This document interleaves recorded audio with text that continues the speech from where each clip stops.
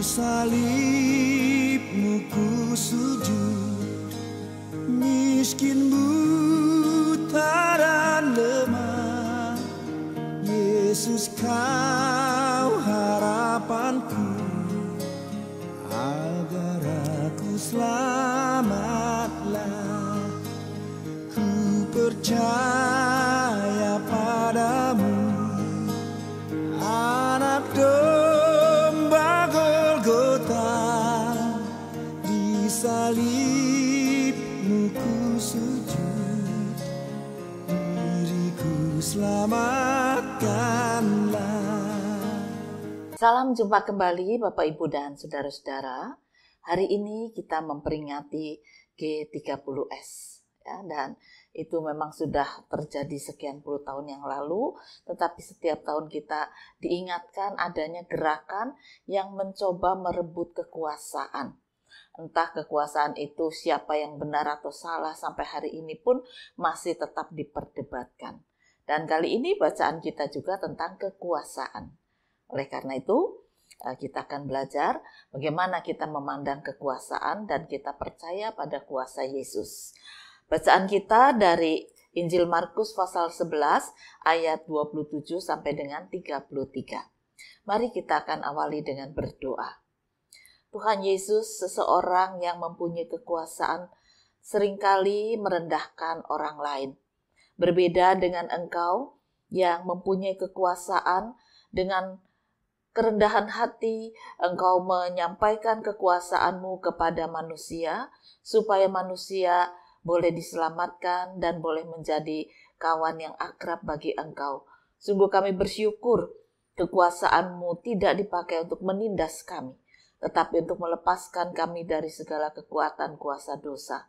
Biarlah kami belajar firman Tuhan dan kami boleh tetap percaya kuasa-Mu terjadi sampai dengan hari ini. Berfirmanlah ya Tuhan, inilah doa kami dalam nama Tuhan Yesus Kristus. Amin. Lalu Yesus dan murid-muridnya tiba pula di Yerusalem. Ketika Yesus berjalan di halaman Bait Allah, datanglah kepadanya imam-imam kepala, ahli-ahli Taurat dan tua-tua, dan bertanya kepadanya, "Dengan kuasa manakah engkau melakukan hal-hal itu? Dan siapakah yang memberikan kuasa itu kepadamu, sehingga engkau melakukan hal-hal itu?" Jawab Yesus kepada mereka, "Aku akan mengajukan satu pertanyaan kepadamu. Berikanlah aku jawabnya, maka aku akan mengatakan kepadamu dengan kuasa manakah aku melakukan hal-hal itu. Baptisan Yohanes itu dari sorga atau dari manusia? Berikanlah aku jawabnya." Mereka memperbincangkannya di antara mereka dan berkata, "Jikalau kita katakan dari sorga, ia akan berkata, kalau begitu mengapakah kamu tidak percaya kepadanya? Tetapi masakan kita katakan dari manusia?" Sebab mereka takut kepada orang banyak, karena semua orang menganggap bahwa Yohanes betul-betul seorang nabi. Lalu mereka menjawab Yesus. "Kami tidak tahu." Maka kata Yesus kepada mereka, Jika demikian, aku juga tidak mengatakan kepadamu dengan kuasa manakah aku melakukan hal-hal itu. Bapak, Ibu, dan Saudara-saudara, kalau kita mengingat gerakan 30 September, lalu mengingat kembali ada korban-korban yang terjatuh, dan itu semua terjadi karena ada revolusi, rebutan kekuasaan. Ya. Memang kekuasaan itu selalu menjadi harapan dari hampir setiap orang. Jadi boleh dikata setiap orang itu pengen berkuasa, apapun kekuasaannya, entah itu menguasai yang kecil atau yang besar ya. Tapi lebih bangga rasanya kalau dia punya kekuatan untuk berkuasa. Daripada dia dikuasai, dia ditindas, dia lebih suka kalau bisa berkuasa. Nah, lalu kita membaca firman Tuhan hari ini juga tentang masalah kuasa. Bagaimana Tuhan Yesus kemudian ditegur, ditanya oleh pemuka-pemuka agama dengan kuasa siapa, kuasa dari mana Yesus bisa melakukan banyak perkara-perkara ajaib. Nah, pertanyaan itu diajukan bukan sebetulnya karena mereka tidak percaya. Mereka tuh percaya karena melihat bagaimana kuasa Yesus dinyatakan. Tetapi ada rasa iri, rasa khawatir, rasa tidak puas. Karena kalau Yesus itu terus menyampaikan kuasanya, maka mereka akan ditinggal. Mereka tidak dianggap lagi. Dan karena itu menimbulkan rasa iri, rasa marah. Lalu rasa iri, marah, sedih, dan sebagainya itu diungkapkan dengan kesombongan. Dalam bentuk kesombongan ketika bertanya pada Yesus seolah-olah dia paling benar, paling tahu, paling kuasa. Dan karena itu dia bertanya pada Yesus, dengan kuasa mana kamu bisa melakukan semua itu? Nah, tetapi dengan segala kerendahan hati, Yesus menjawab, aku akan jawab, tapi tolong jawab dulu pertanyaanku. Satu aja, nggak banyak-banyak. Ya. Dan kemudian ketika Yesus mengajukan pertanyaan, pada awalnya mereka katakan, oh ya silakan. Dan ketika mereka mendengar pertanyaannya Yesus, akhirnya mereka sadar. Mereka mau menjebak, tetapi akhirnya mereka bisa terjebak. Nah, inilah yang menarik. Ya. Jadi ketika mereka sadar bahwa Yesus juga memberikan umpan kepada mereka, lalu mereka tidak mau menjawab. Akhirnya mereka menjawab dengan perkataan yang netral. Kami tidak tahu, padahal ya tidak mungkin mereka tidak tahu. Dan karena itulah kemudian Yesus juga menjawab, karena kamu tidak tahu dan tidak bisa menjawab, maka aku juga tidak bisa menjawab. Kenapa? Karena bagi Yesus itu bukan okol-okolan, ya, bukan akal-akalan. Tetapi Yesus berpikir dan merasa, buat apa ngeladeni orang yang dipenuhi dengan iri, dengki, sombong, tinggi hati? Percuma. Sekalipun Yesus menjawab, mereka tidak akan percaya. Mereka akan tetap ngeyel. Mereka akan tetap keras hati. Mereka akan tetap jadi orang bebal yang terus memaksakan kehendaknya agar Yesus turun dan menyingkir. Itu tujuan mereka. Oleh karena itu Yesus berkata dalam hatinya, buat apa aku berdebat dengan mereka? Lebih baik berkata, karena kamu tidak bisa, aku juga tidak bisa. Ini jawaban yang bukan akal-akalan dan okol-okolan, tetapi jawaban yang bijak. Karena mengandung unsur bahwa Yesus memahami siapa pemuka agama, orang Farisi, ahli Taurat, dan siapa dirinya. Kalau mereka tidak mau mengakui kuasa Yesus, dijelaskan seperti apapun, tidak akan bisa diterima.